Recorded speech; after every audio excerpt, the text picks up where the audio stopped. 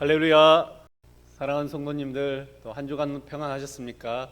오늘 야고보서를 어떻게 읽을 것인가, 우리 세 번째 시간 함께 나누길 원합니다. 함께 기도하겠습니다. 살아계신 하나님 감사합니다. 오늘도 우리에게 귀한 은혜를 주시고 또 야고보서를 어떻게 읽을 것인가 세 번째 시간 함께 시작할 수 있도록 은총을 주심에 감사를 드립니다. 시간을 통해서 다시 한번 우리가 하나님의 말씀을 대하며 또 하나님의 은혜를 경험하는 귀한 시간 될 수 있도록 도와주시옵소서. 특별히 야고보서를 통해서 하나님 아버지 우리 신앙인의 모습, 삶이 어떠해야 하는지를 다시 한번 깊이 깨닫고 또 하나님 교훈을 받아서 그 말씀대로 살아갈 수 있도록 주께서 역사하여 주시옵소서. 함께 하시길 원하며 예수 그리스도의 이름으로 기도드립니다. 아멘. 우리 계속해서 이 야고보서의 말씀 세 번째 시간 함께 보겠습니다. 여러분 오늘 시간을 시작하면서 먼저 제가 간단한 질문을 하나로 시작하겠습니다. 여러분 우리는 신앙생활이라는 말을 사용합니다.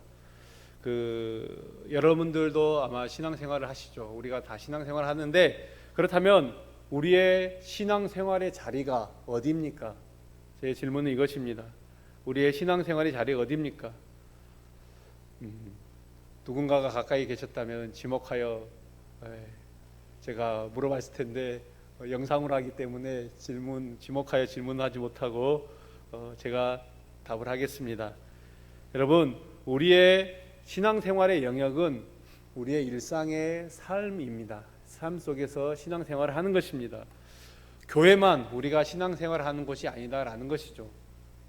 여러분 우리가 영적인 사람이다 이런 말을 좀 사용하는데 영적인 것이 무엇입니까? 영적인 것이 교회에서 기도 많이 하고 또 예배 빠짐없이 참석하고 찬양 열심히 하고 봉사 많이 하고 이런 것을 영적인 사람이라고 이야기합니까? 꼭 그렇지만 않습니다. 영적인 사람은 우리가 일상의 모든 삶 속에서 사소한 것 하나 법을 잘 지키고 또 우리가 해야 할 것들을 마땅히 하는 이 모든 것들, 그래서 구제하고 도와주는 이 모든 것들을 우리가 잘하는 것을 영적인 삶이다라고 이야기합니다. 여러분 신앙은 추상적이지 않습니다. 그렇기 때문에 우리의 신앙, 우리의 믿음은 구체적으로 삶 속에서 나타나야 하는데 야고보서가 말하는 것도 이런 것이죠. 구원받은 자로서의 신앙의 자리, 삶의 자리, 그 구체적인 삶의 자리가 어떻게 해야 되는가를 이야기하는 것입니다. 우리가 야고보서를 계속해서 이제 이번 주 다음 주까지 함께 날 텐데 야고보서를 볼 때마다 이 사실을 늘 염두에 두어야 될 것입니다. 오늘은 야고보서 2장과 3장을 함께 볼 텐데요. 여러분 이 영상을 이제 우리가 야고보서를 영상을 통해서 들으시면서 잠시 영상을 멈춰 두시고 야고보서 2장 3장을 한 번 더 정독을 하신 후에 계속해서 함께 나눴으면 좋겠습니다. 오늘 이 2장은 먼저 우리 2장을 보게 되면 2장은 크게 두 가지를 말하고 있습니다. 2장에서 말하는 것은 첫 번째로는 차별과 긍휼에 대해서 1절부터 13절까지 이야기를 하고 있고 두 번째는 믿음과 행위에 대해서 또 14절 이하에서 이야기하고 있습니다. 오늘 이제 먼저 사람을 차별하는 교회 첫 번째 주제가 이 차별과 긍휼에서 첫 번째가 사람을 차별하는 교회 7절까지의 말씀입니다. 2장을 시작하면서 야고보가 꺼낸 주제는 바로 차별에 관한 문제입니다. 우리가 지난 시간 1장 마지막 부분에서 보았던 게 무엇입니까? 하나님 앞에서 정결하고 더러움이 없는 경건, 즉 참된 경건이 무엇인지를 소개를 했습니다. 그러면서 야고보는 2장에서 그 참된 경건과 사람을 차별하는 태도, 그 말한 참된 경건과 오늘 2장에서 이제 시작하는 참된 그 사람을 차별하는 태도는 함께할 수 없다라고 그렇게 말하고 있습니다. 여러분 차별의 문제는 참 예나 지금이나 심각한 것입니다. 지금 우리나라에도 우리 사회에도 얼마나 많은 곳곳에 얼마나 많은 차별이 존재하는지 모릅니다. 대표적으로 사람을 차별하는 것들이 이제 성별, 직업, 또 나이, 여러 가지 학벌이나 또 출신 지역 이런 여러 가지 것들로 우리가 사람을 많이 차별하는 것을 경험하게 됩니다. 여러분들도 아마 그 차별의 피해자일지도 모르겠습니다. 그런데 문제는 사회는 그렇다 치더라도, 우리 사회는 그렇다 치더라도 문제는 성도들이 있는 이 교회 안에서조차, 우리 성도들이 교회 안에서조차 차별을 한다라는 것입니다. 오늘 2장의 2절 3절은 그 구체적인 예를, 상황을 들고 있죠. 2절에 말하는 당시 회당이라는 것이 어떤 것입니까? 오늘날로 말하면은 예배당이다라고 말을 해도 무방하리라 생각합니다.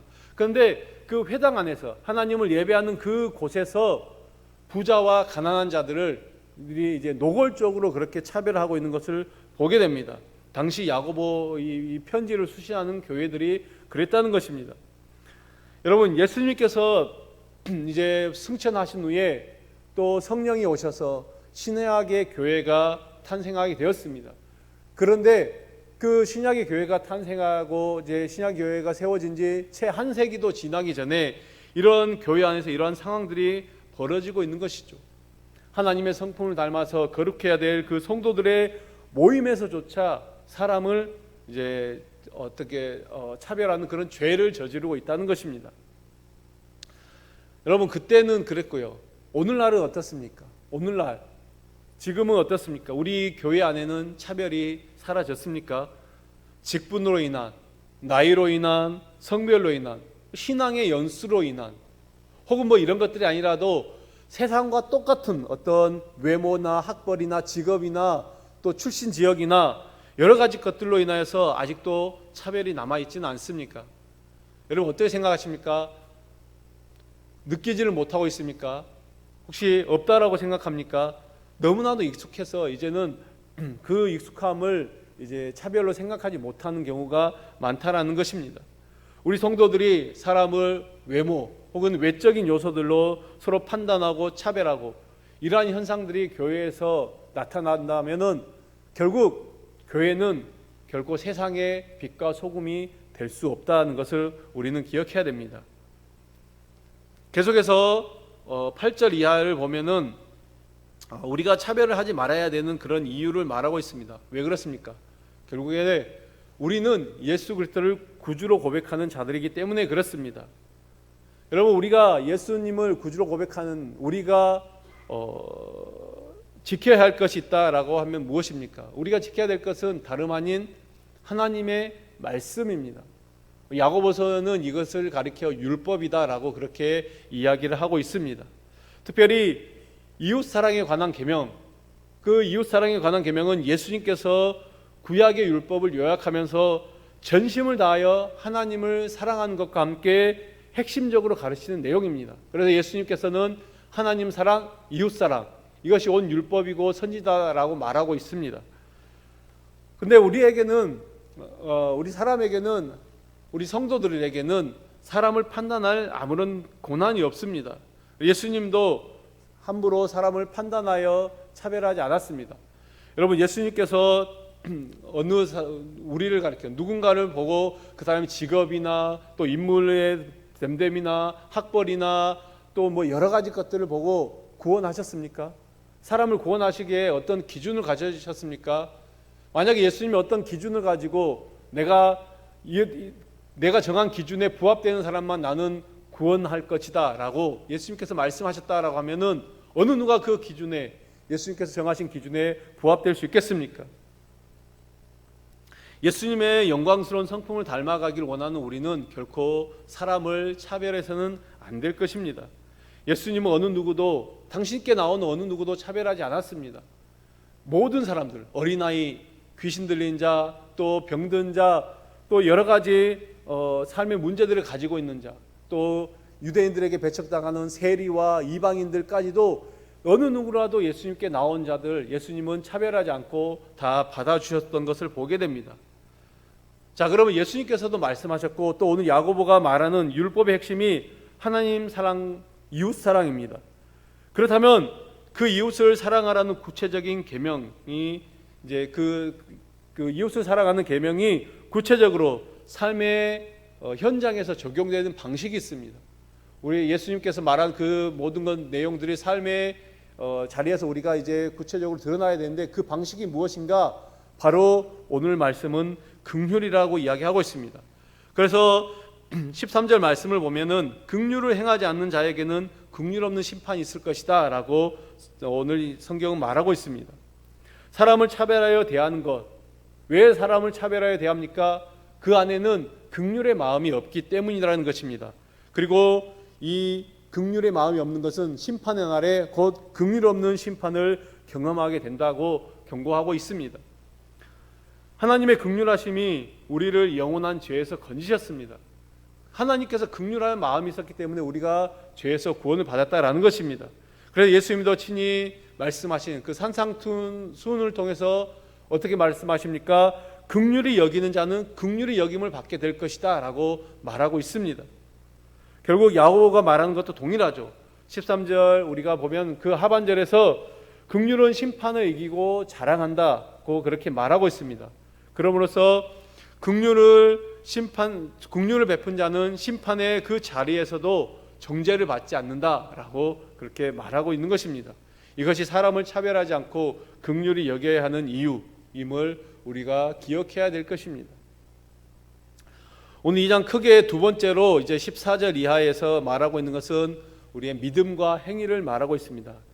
계속해서 14절 이후의 말씀, 우리가 이제 이전 단락에서 참된 경건의 길, 참된 신앙의 모습에는 긍휼의 행동이 뒤따라야 된다라고 야고보가 이야기를 했습니다.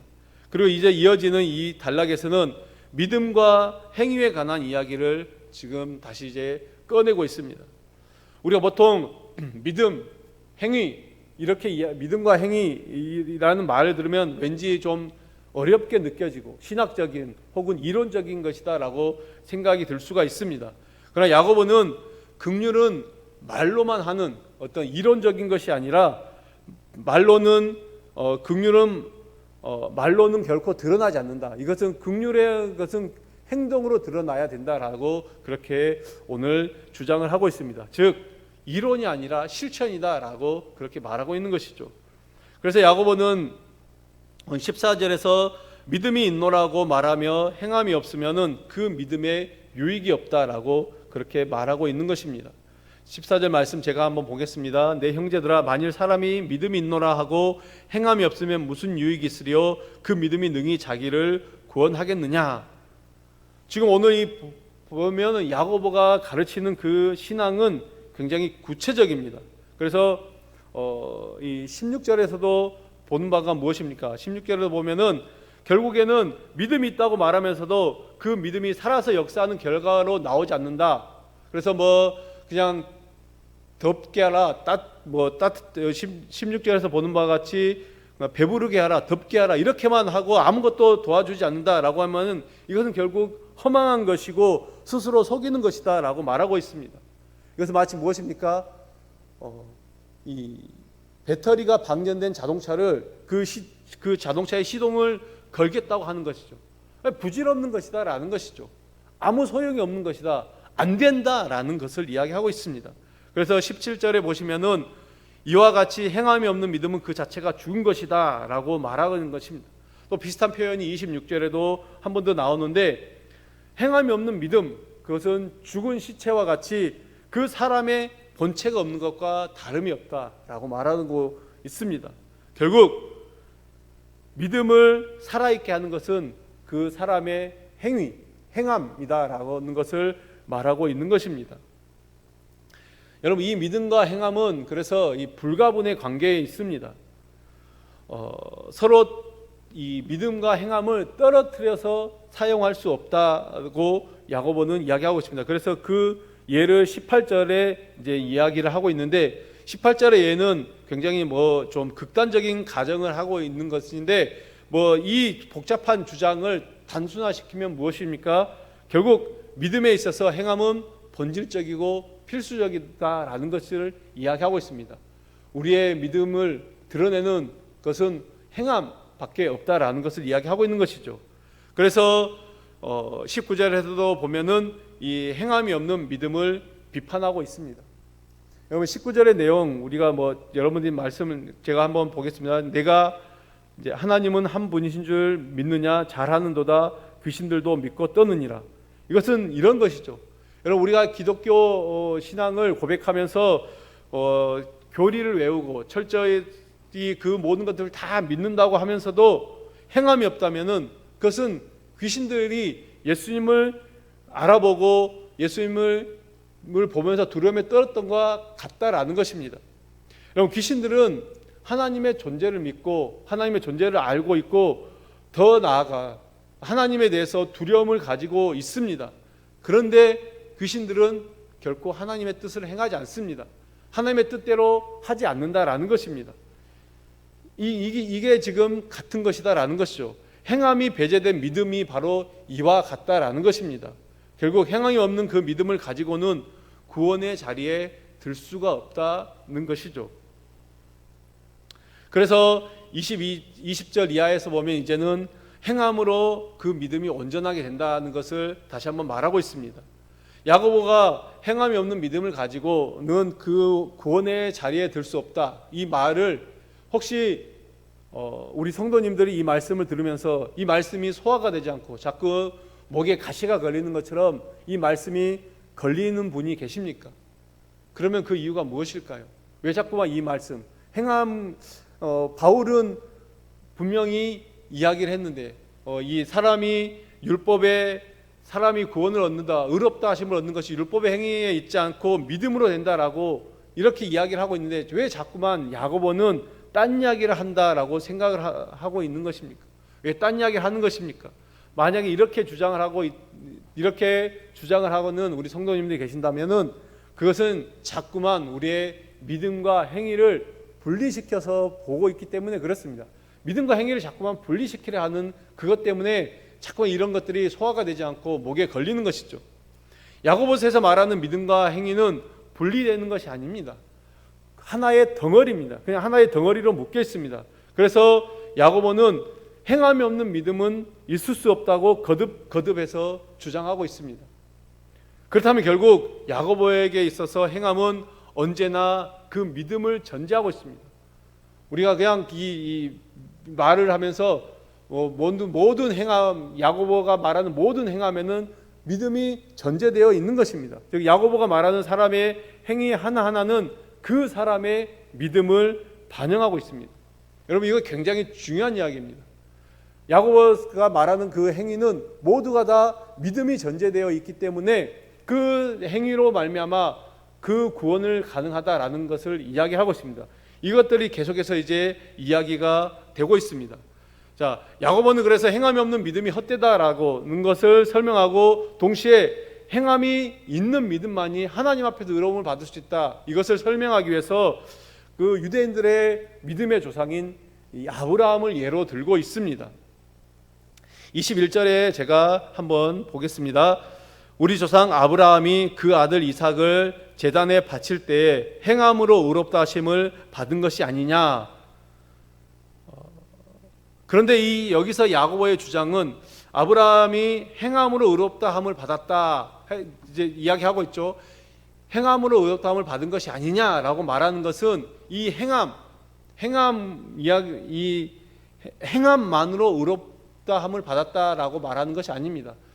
자, 이 아브라함이 행함으로 의롭다고 받았다라는 이 말은 아브라함이 행함만으로 의롭다함을 받았다는 것이 아니다라는 이야기입니다. 아브라함의 이야기를 제가 여기서 이제 장황하게 설명할 수 없고, 우리 창세기를 보면은, 창세기 한번 쭉 읽어보면은 하나님께서 아브라함에게 약속을 주셨습니다.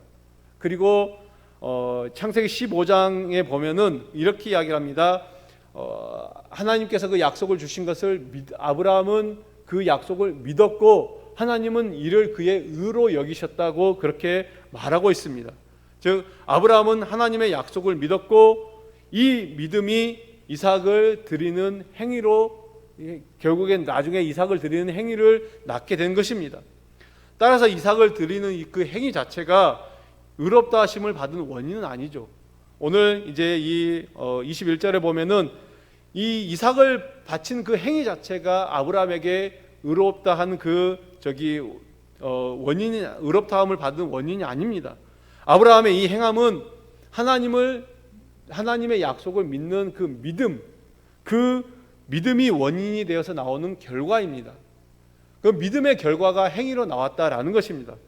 이처럼 그래서 이처럼 행함은 믿음을 전제로 한다라고 우리가 이해할 수 있는데 22절에서 그래서 뭐라고 이야기합니까? 믿음이 그의 행함과 함께 일하고 행함으로 믿음이 온전하게 되었다라고 그렇게 말하고 있습니다. 행함으로 믿음이 온전하게 되었다. 자, 여기서 우리가 중요한 사실을 한 가지 발견하게 됩니다. 여러분, 우리 모든 그리스도인들, 저도 마찬가지고요. 우리 모든 그리스도인이 마찬가지입니다. 이 땅에 행위가 온전한 자가 어디에 있습니까? 우리 모두는 다 행위가 부족하고 연약합니다. 그렇다면 우리의 믿음은 다 죽은 것입니까? 우리의 믿음은 다 죽은 것이 되시는 것입니까? 그리고 그것은 헛것이고 구원을 받을 수 없는 것입니까? 아브라함의 얘기를 통해서 다시 한번 이 믿음과 행위를 생각해 보기를 원합니다. 제가 요즘에 우리 이 청년부 설교를 하면서 아브라함 이야기를 하다 보니까 이 아브라함에 관해서 할 말이 좀 많은 것 같습니다. 하나님께서 아브라함을 의롭다 여기신 사건, 아까 말씀드렸듯이 창세기 15장에 나옵니다. 분명히 15장 6절에서는 그렇게 이야기합니다. 그리고 아브라함이 하나님의 말씀에 순종하여 이삭을 제물로 바친 사건, 그것은 22장, 창세기 22장에 나옵니다. 15장의 창세기 15장에서 22장 사이는 꽤 많은 그런 시간에 그런 간격이 있음을 보게 됩니다. 그 긴 시간 동안 아브라함은 어떻습니까? 그야말로 그의 믿음이 정말 하나님 앞에서 그 많은 사람의 귀감이 될 정도로 그렇게 훌륭한 믿음으로 성장을 했습니까? 한번 창세기를 보십시오. 결코 그렇지 않습니다. 그 사이에 어떤 일이 있습니까? 얼마나 많이 실패하고 얼마나 많이 무너졌는지 모릅니다. 하나님의 약속을 받았음에도 불구하고 하갈을 통해서 이스마엘을 또 출산하게 됩니다. 또 여러분, 하나님께서 직접 나타나시기까지 했어요. 직접 나타나셔서 아브라함을 찾아오셔서 이제 사라를 통해서 자녀를 주시겠다, 약속의 자녀를 주시겠다고 말했는데 그 이후에 아브라함이 어떤 모습을 보입니까? 그랄에 가서 그랄 왕 아비멜렉에게 아내를 누이라고 속입니다. 여러분, 그래서 사라가 끌려가요. 아비멜렉의 첩으로 끌려갑니다. 그러면은 어떻게 해요? 남의 아내로 끌려가게 되면은 그 사라를 통해서 이 약속의 자녀가 나올 수 없습니다. 그래서 하나님이 급하게 처리하시죠. 아비멜렉의 꿈속에 나타나셔서 이 사람의 때문에 너가 죽을 것이다라고 말합니다. 그러나 하나님께서 다 그냥 사고는 아브라함이 쳤는데 하나님께서 이 모든 일들을 다 수습하고 있는 것을 보게 됩니다. 이런 모든 그런 사건들을 뒤로 하고 22장에 가서야 이제 겨우 이삭을 바치는 그런 모습을 우리는 보게 됩니다. 여러분, 어떻습니까? 아브라함이 하나님을 믿는 그 순간부터 의로워졌습니까? 그 순간부터 완전한 행위를 그렇게 한 것입니까? 결코 그렇지 않습니다. 믿었지만은 그 행위가 완전해지는 것은 굉장히 오랜 시간이 걸렸습니다. 오히려 의롭다움을 받으면서도 그 믿음에 반하는 행위들을 계속해서 했던 것입니다. 여러분, 이것이 우리에게는 제 개인적으로는 이것이 얼마나 은혜가 되는지 모릅니다. 왜요? 우리도 똑같기 때문에 그렇습니다. 하나님께서 우리를 의롭다 하시고 우리를 구원의 자리에 들게 하셨지만은 여전히 저의 모습은 하나님을 반역하는 모습들, 하나님의 뜻을 거스리는 모습들이 얼마나 많은지 모릅니다. 그럼에도 불구하고 하나님은 우리를 참아주시고 용서해 주시고 또 계속해서 우리의 뒷수습을 하시고 결국 우리를 온전한 행위로 나아갈 수 있도록 그렇게 인도하시는 분이시다라는 것입니다. 그런데 여러분, 그 가운데서 이 과정이 참 중요한 것 같습니다. 아브라함이 거듭된 실패에도 결국에는 이삭을 바치는 그 온전한 행위로 나아갈 수 있었던 그 이유가 어떻게 그렇게 할 수 있었습니까? 아브라함이 잘나서요? 아브라함이 대단해서요? 그렇지 않습니다. 그것은 하나님께서 하시는 일이기 때문에 그렇습니다. 이 부분이 참 중요합니다. 하나님께서 하시는 일입니다. 하나님은 우리를 의롭다고 여기신 후에 그냥 끝나시는 것이 아니라 계속해서 우리가 의로운 삶을 살도록 우리를 인도하시고 이끌어 가십니다. 그 인정하심에 합당한 행위를 살도록 우리를 만들어 가신다라는 것이죠. 물론 그 과정에서 우리는 계속 실패를 거듭합니다. 실패를 거듭하는 이유가 무엇입니까? 하나님이 연약해서요? 하나님이 약하셔서요? 아니요. 우리가 연약하고 우리가 부족해서입니다. 결국 아브라함이 의롭다 여김을 받고 계속 실패하는 과정을 겪고 결국 의롭다 하심을 받는 이 모든 과정은 하나님께서 시작하셨고 하나님께서 진행하셨고 하나님께서 이루신 것입니다. 이것이 또한 우리 성도의 삶, 이 땅의 성화의 삶을 살아가는 동안에 우리 모두가 겪어야 되는 필연의 과정입니다. 우리도 이 동일한 과정을 겪어야 될 것입니다. 오늘 야고보서 2장을 통해서 깨닫게 되는 중요한 진리가 바로 이것입니다. 2장을 마무리하겠습니다. 여러분, 구원은 오직 믿음으로 받습니다. 이것은 변함없는 진리입니다. 그러나 동시에 믿는 자에게는 행위가 나타나야 됩니다. 믿는 자에게 행위가 나타나야 되는 행위는 우리가 일반적으로 사회에서 말하는 선행, 남을 그냥 좋은 일을 하는 그런 선행을 이야기하는 것이 아닙니다. 우리의 행위는 믿음을 증거하는 행위여야 되죠. 우리의 믿음을 증거해야 하는 행위여야 하는데 그 행위가 무엇입니까? 바로 하나님의 존재와 성품과 말씀에 부합하는 온전한 행위여야 된다라는 것입니다. 말이 어렵습니까? 그냥 쉽게 이야기해서 성화의 삶을 살아야 된다라는 것입니다. 걱정하지 마십시오. 이것은 하나님께서 하시는 일입니다. 하나님께서 하시고 하나님께서 시작하셨고 하나님께서 진행하시고 하나님께서 이루실 것입니다. 물론 그 과정에서 우리의 수고와 우리의 노력이 전혀 필요하지 않다라는 것은 아닙니다. 우리는 또 최선을 다해서 이 땅의 삶 속에서 하나님께서 우리에게 주어진 그런 경건한 자의 그런 삶의 자세를 추구하며 살아야 됩니다. 이것이 바로 야고보서를 배우는 중요한 진리임을 우리는 깨달아야 됩니다. 계속해서 우리 야고보서 3장의 말씀 3장을 함께 살펴보겠습니다. 3장의 핵심 키워드는 말과 지혜입니다.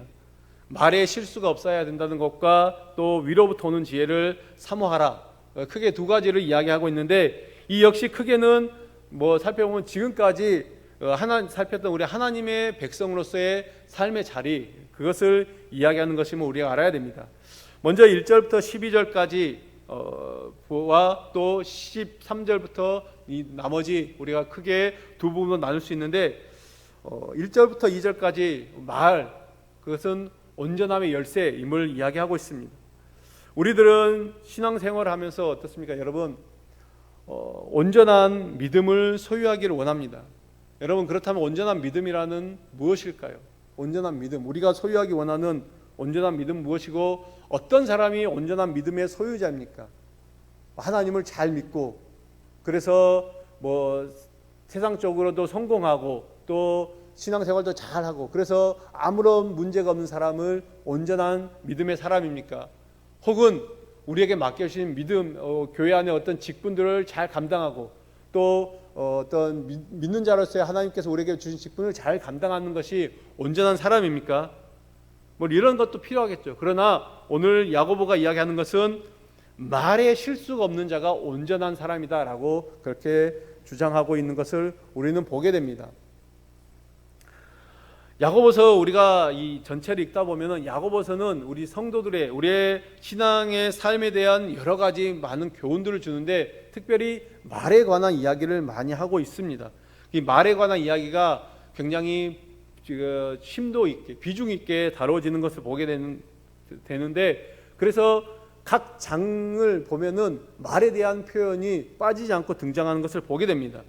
그럼 여러분, 야고보가 왜 이렇게 말을 중요하게 다룰까요? 왜 이렇게 중요하게 생각하는 것입니까?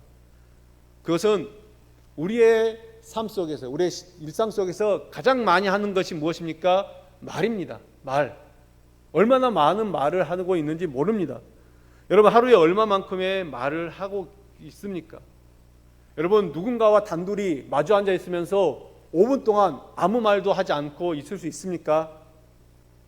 물론 요즘에는 각자 핸드폰을 쳐다보느라고 5분이 아니라 5시간도 말 없이 있을 수도 있겠더라고요. 그런데 우리가 그냥 사람을 눈을 마주 보면서 5분 이상 아무 말도 없이 버틸 수 있습니까? 거의 불가능에 가까울 것입니다. 저희 집 둘째가 어렸을 때 얼마나 말을 많이 했는지 모릅니다. 지금은 조금 이제 들었는데 어렸을 때는 이게 이제 초등학교 입학하기 전에는 딱 잠자는 시간과 입에 음식이 들어있는 그 시간을 빼놓고는 끊임없이 말을 하는 것을 보게 됩니다. 그래서 계속해서 그 무언가를 이야기해야 되는 것이죠. 지금은 이제 많이 줄었지만은 여전히 제잘제잘 참 말이 많습니다. 그래서 같이 있으면은 심심할 틈이 별로 없습니다. 우리 사람마다 차이가 있지만 여러분, 우리가 매일 쏟아내는 말들은 이렇게 어마어마합니다. 그런데 그 말에서, 우리가 쏟아내는 그 말에서 늘 향기가 나는 것이 아닌 것이 문제죠. 향기가 나지 않는다는 것이 문제입니다. 우리의 말에는 얼마나 많은 악취들이 나고 있는지 모릅니다. 우리의 언어들에서는 수없이 많은 비방과 다툼과 분쟁과 시기와 미움의 말들이 쏟아져 나오고 있습니다. 크리스천, 넌 크리스천 상관없이 우리 그리스도인들 안에서도 이 말들은 여전히 많이 쏟아져 나온다는 것이죠. 그래서 야고보는 오늘 3장을 시작하면서 어떻게 이야기합니까? 선생이 되지 말라라고 말하고 있습니다. 그 이유를 말하면서 선생이 더 큰 심판을 받게 될 것이다. 그런데 선생이 되지 말라고 있는 이유가 뭐예요? 우리가 다 실수가 많은데 그 중에서 말 실수가 많기 때문에 선생이 되지 말라고 하는 것입니다. 여러분, 선생은 기본적으로 가르치는 사람입니다. 가르치는 것은 기본적으로 말로 가르치는 것입니다. 그래서 선생 된 자들이 틀린 말은 하지 않을지라도 우리의 선생님들이 틀린 말은 하지 않죠. 그런데 그 선생들이 단지 말만 하고 그 말과는 전혀 관계없는 삶을 산다면은 그 말을 듣는 사람들, 그것에 배우는 사람들이 그대로 따라간다라는 것이죠.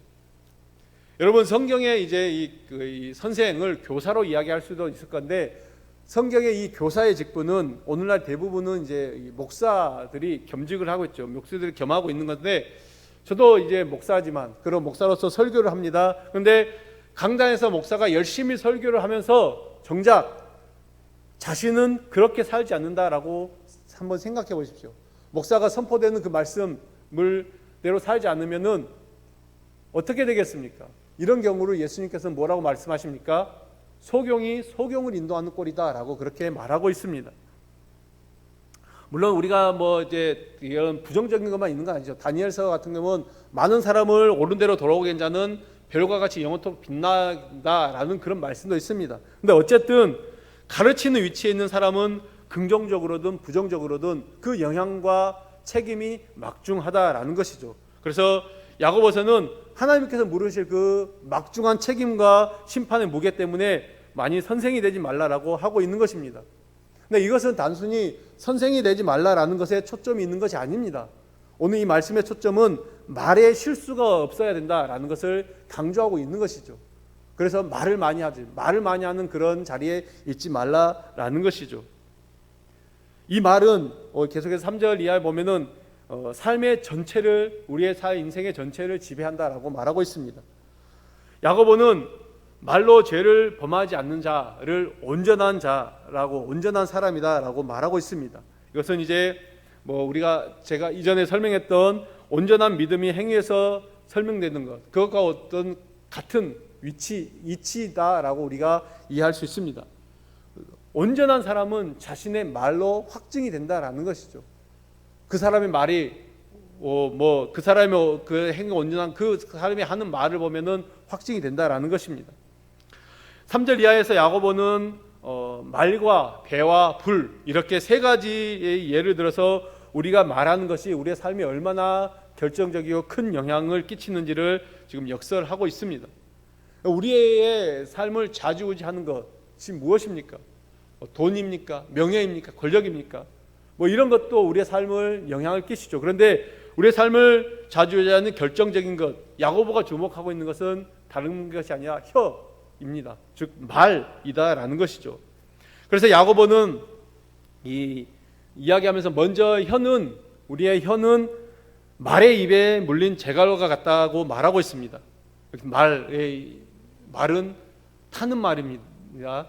우리가 하는 말이 아니고 타는 말. 타는 말과 하는 말이 헷갈리니까 여기서 우리에게 이 말을 조금 익숙한 서로 한번 바꿔보겠습니다. 여러분 요즘은 서로 농사를 짓는 경우가 거의 없죠. 그런데 과거에 제가 어렸을 때만 해도 소를 가지고 쟁기질을 하면서 농사를 짓는 경우 제법 많았음을 보게 됩니다. 그 등치가 큰 소가 여러분 어떻게 그 어린아이가 잡아도 끌려가는 이유가 무엇입니까? 그것은 바로 이 소의 이 코에 뚫어져 있는 그 소뚜레라 그러죠. 콧뚜레라 그러죠. 콧뚜레 때문에 그렇습니다.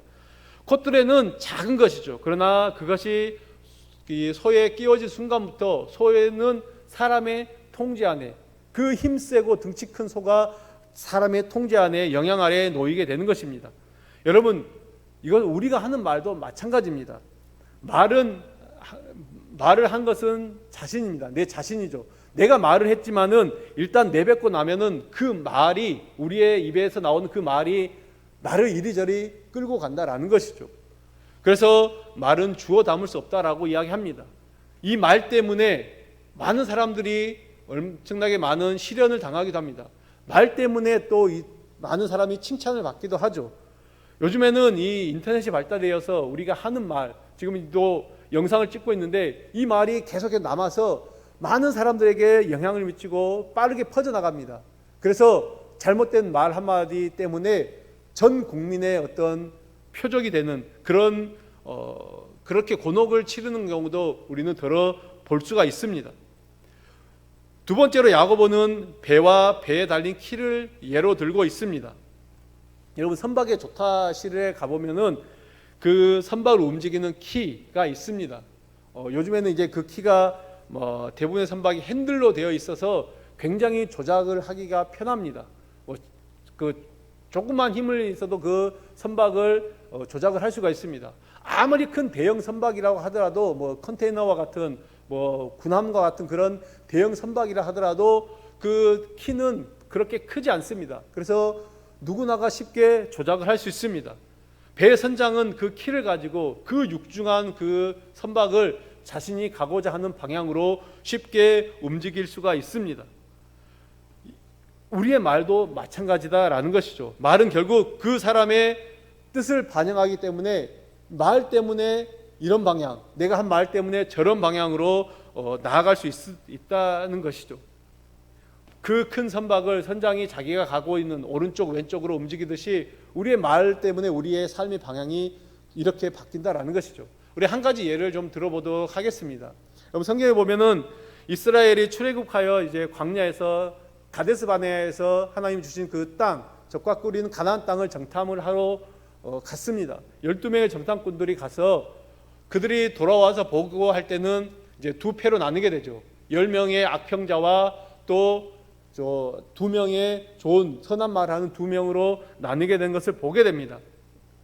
한쪽은 불신앙 때문에 두려움에 휩싸인 말을 했고, 다른 한쪽은 하나님이 주신 땅, 그 땅에 우리가 갈 수 있다는 믿음의 보고를 했습니다. 그런데 어떻게 됐습니까?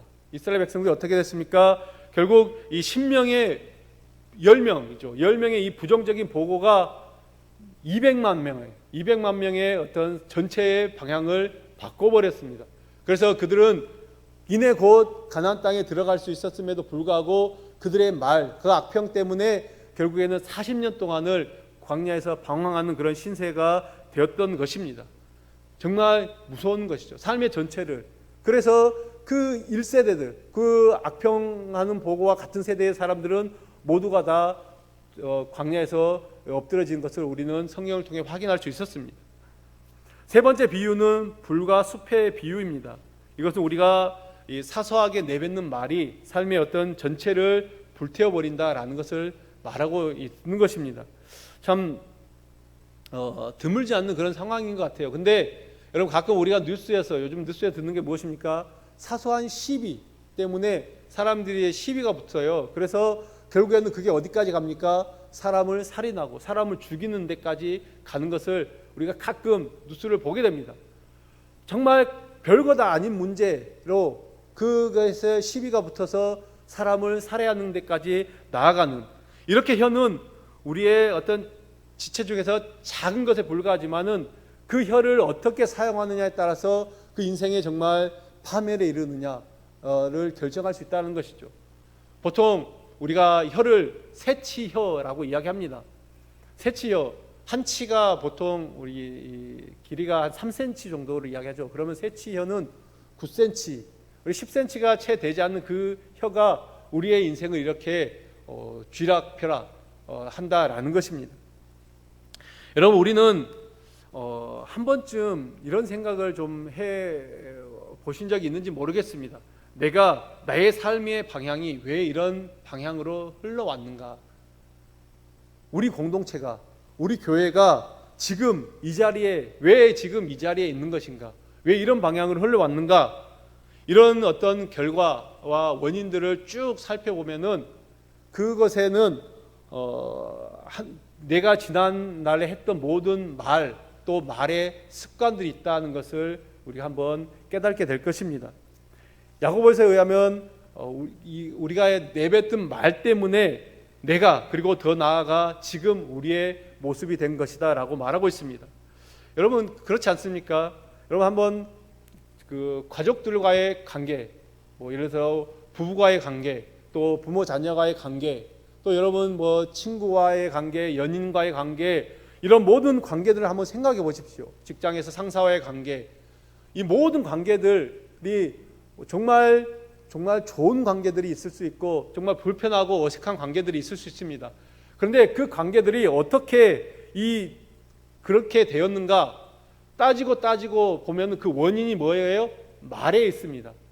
말을 어떻게 했느냐에 따라 그 말들을 했던 말들이 쌓여서 정말 이렇게 아름다운 그런 관계를 만들 수가 있고, 했던 말들이 쌓여서 이제는 정말 사람과의 관계가 정말 서먹해지고 피폐해지게 된다라는 것입니다. 여러분, 지금 순간을 모면하기 위해서 거짓말로 쏟아냈던 말들이 나중에는 부메랑이 되어서 돌아오죠. 결국 자신에게 부메랑이 되어서 돌아오기도 하고, 또 더 나아가서는 우리 인생, 그리고 우리 공동체의 정말 전체 그 운명을 바꿀 수도 있다는 것을 기억하셔야 됩니다. 그러므로 우리는 우리의 말을 늘 조심하고 우리의 말하는 것들을 한번 늘 생각해 보면서 이 말이 우리의 삶의 전체를 지배한다라는 것을 기억해야 될 것입니다. 그런데 이 말은, 또 이 말을 하는 혀는 오늘 6절 이하에서 말하는 거 보면 길들여지지 않는다라는 거 이야기를 하고 있습니다. 이 길들일 수 없는 혀의 영향력을 오늘 6절에서 8절까지 말하고 있죠. 오늘 6절 이하의 말씀에서 야고보는 혀는 곧 불이다라고 말하면서 단언하고 있습니다. 그러면서 이 덧붙이는 것은 혀가 불의의 세계라고 그렇게 이야기를 하고 있습니다. 이 불의의 세계가 무엇입니까? 불의의 세계는 곧 악의 세계를 이야기하고 사악한 세상, 즉 타락하고 죄악된 세상을 이야기하는 것입니다. 우리가 알다시피 이 세상은 악한 자의 권세, 마귀의 권세 아래에 있는데, 인간의 우리의 혀는 이 타락한 세상 속에서 그 특성을 드러내고, 그로 말미암아 혀는 우리의 삶의 모든 수레바퀴를 태운다라고, 우리의 모든 지체를 더럽힐 뿐만 아니라 우리 삶의 수레바퀴를 태운다라고 말하고 있습니다. 그런데 이 야고보는 이런 혀가 가진 큰 문제에 대해서 말하고 있는데, 그 문제가 뭐냐? 이렇게 파괴적인 힘을 가진 혀가 우리의 몸 안에 있을 뿐만 아니라, 혀는 지금 우리 몸 안에 있죠. 몸 안에 있을 뿐만 아니라 그것을 길들일 수 없다라는 그런 사실을 이야기하고 있습니다. 우리 인간은 수많은 동물들의 그 본성을 길들여 왔습니다. 그 본성을 거스리고 길들여 왔습니다. 그래서 많은 것들을 지금 지배를 하고 있고, 지금도 지배해 왔으며 지금도 그렇게 하고 있죠. 그런데 인간의 혀는 결코 꺾이지 않고 길들여지지 않는다라고 말하고 있습니다. 인간의 혀는 그래서 실로 엄청난 것이죠. 여러분, 재앙이 쓰나미가 재앙이 아니고, 지진이 재앙이 아니고, 화산 폭발이 재앙이 아니고, 정말 핵폭탄이 재앙이 아니고 우리의 혀가 재앙이다라고, 인간의 혀가 가장 큰 재앙이다라고 말하고 있는 것입니다. 그런데 이 혀가 어떻습니까? 이중적인 그런 성격을 가지고 있다라고 그렇게 이야기하고 있죠. 9절에서 12절에 보면 이 혀의 어떤 모순적인 이중성을 이야기하고 있습니다. 우리가 방금 6절에서 살폈듯이 이 세상은 불의의 세계, 즉 타락한 세상입니다. 그럼에도 불구하고 여러분, 이 세상의 모든 자연 만물들은 이 창조의 어떤 질서를 잘 지켜가고 있습니다. 그러나 예외가 있다면 사람의 입, 사람의 혀만은 예외라는 그 질서를 무시하고 있습니다. 이것이 바로 야고보가 말하는 혀의 이중성입니다. 여러분, 자연의 모든 것들은 스스로 두 종류의 열매를 맺지 않습니다. 한 나무에서 두 종류가 맺지 않는다는 것이죠. 무화과 나무에서 무화과만 열립니다. 무화과 나무에서 포도가 같이 열리지 않는다는 것이죠. 요즘에는 이제 유전자 조작으로 해서 예를 들어서 대추 방울토마토 이런 게 조금 이제 다른 맛을 내는 것들이 나오기도 합니다. 얼마 전에 저도 이제 시골에 가서 감을 하나 먹었는데 감에서 사과 맛이 나는 것입니다. 이게 이제 또 어떤 특별한 기술을 통해서 그렇게 만들었다라고 그렇게 이야기를 들었습니다. 그런데 엄밀하게 우리는 이 한 나무에서 두 가지 종류의 열매를 기대할 수가 없습니다. 무화과 나무에서는 무화과 외에는 다른 것을 기대할 수 없고, 여러분 감나무에서 복숭아가 열리는 법은 전혀 없습니다. 그래서 좀 다른 의미이긴 하지만 우리나라 속담에도 콩 심은 데 콩 나고 팥 심은 데 팥 난다라는 그런 말이 있습니다. 그러나 이 사람의 입만은 이런 법칙을 깬다는 것입니다. 그래서 한 입으로 서로 반대되는 열매가 맺는다는 것이죠. 야고보는 오늘 뭐라고 이야기합니까? 그 예를 한 입을 가지고 찬송과 저주를 한다라고 서로 반대되는 그런 열매를 맺고 있다라고 말합니다. 이것이 여러분 인간의 어떤 이율배반적인 어떤 모순적인 이중성인데 원칙적으로는 불가능합니다. 이것이 가능하지 않다는 것입니다. 계속해서 11절의 비유를 들듯이 한 샘에서 쓴물과 단물을 동시에 낼 수 없다. 그것이 불가능한 것처럼 우리의 한 입에서 찬송과 저주가 나오는 것이 불가능하다. 원리적으로는 불가능하다라는 것입니다. 따라서 우리가 실생활에서 하나님을 찬송했던 입으로 다른 사람을 저주한다라고 말하면은 우리의 삶은 핑계의 여지 없이 이중적이다라는 것이죠. 자, 그러면 여러분의 삶은 어떻습니까? 아무래도 저는 이중적인 삶을 지금 살고 있는 것 같습니다. 이런 이중적인 삶, 우리가 이것이 옳지 않다, 맞지 않다라고 오늘 말씀을 우리에게 하고 있는 것입니다. 계속해서 크게 우리 두 번째로 이제 살펴볼 텐데, 이 13절 이하에서는 위로부터 난 지혜를 이야기하고 있습니다. 자, 그러면 이제 이중적인 삶을 살고 있는 우리, 지금 우리가 이제 계속해서 제가 이중적인 삶을 살고 있다고 했는데, 우리는 그러면 어떻게 해야 됩니까? 어쩌면 좋습니까? 하나님의 창조 질서를 우리는 교란시키고 있고, 생태계 교란종과 같은 그런 정말 우리의 혀 어떻게 바로 잡을 수가 있습니까? 오늘 13절 이하에서 그 해답의 실마리를 한번 찾아보고 싶습니다. 야고보는 13절 이하에서 지혜를 말하고 있습니다. 우리 모두는 지혜자가 되기를 원합니다. 그렇다면 이 지혜가 무엇입니까? 우리가 어떤 사람을 향해서 참 저 사람은 지혜로운 사람이다, 또 어떤 사람을 향해서는 참 저 사람은 미련한 사람이다, 이런 말을 합니다. 그렇게 지혜롭다와 미련하다를 평가하는 그 기준이 무엇입니까? 지혜의 사전적인 의미를 보면은 사물의 이치를 빨리 깨닫고 사물을 정확하게 처리하는 정신적 능력이다라고 말하고 있습니다. 즉 지혜는 어떤 육체적인 능력이 아니라 정신적인 능력이다라고 그렇게 이야기를 합니다. 그러나 여러분, 이것은 세상의 기준이지, 세상이 말하는 지혜의 기준이지 하나님의 기준은 아닙니다. 왜냐하면 오늘 야고보는 이 지혜를 위로부터 오는 지혜와 또 위로부터 나지 않는 지혜를 이야기하고 있습니다. 지혜에는 두 종류가 있다라고 이야기하고 있습니다. 하나님이 주신 것과 하나님이 주시지 않는 것. 그래서 오늘은 이것을 좀 더 살펴보기를 원합니다. 먼저 위로부터 나지 않는 지혜, 14절 15절 말씀은 이야기하고 있는데요, 야고보는 하나님이 주시지 않는 그런 지혜를 먼저 이야기를 꺼내고 있습니다. 그렇다면 위로부터 나지 않는 지혜, 그 지혜의 출처가 어디겠습니까? 당연히 아래입니다. 땅입니다. 세상입니다.